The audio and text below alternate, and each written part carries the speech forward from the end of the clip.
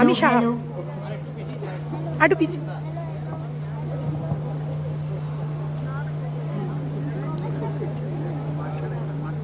নমস্কার, কবিগুরু রবীন্দ্রনাথ ঠাকুরের প্রশ্ন কবিতা পরিবেশন করব। মাগো, আমায় ছুটি দিতে বল, সকাল থেকে পড়েছি যে মেলা, এখন আমি তোমার ঘরে বসে করব শুধু পড়া পড়া খেলা।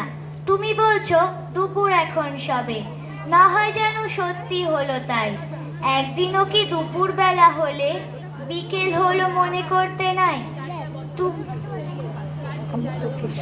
আমি তো বেশ ভাবতে পারি মনে, সূর্যি ডুবে গেছে মাঠের শেষে, বাগদি বুড়ি চুবড়ি ভরে নিয়ে শাক তুলেছে পুকুর ধারে এসে।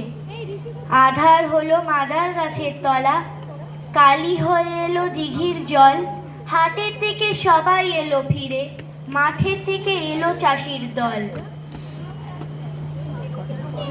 মনে কর না উঠলো সাজের তারা, মনে কর না সন্ধে হলো যেন, রাতের বেলা দুপুর যদি হয়, দুপুর বেলা রাত হবে না কেন?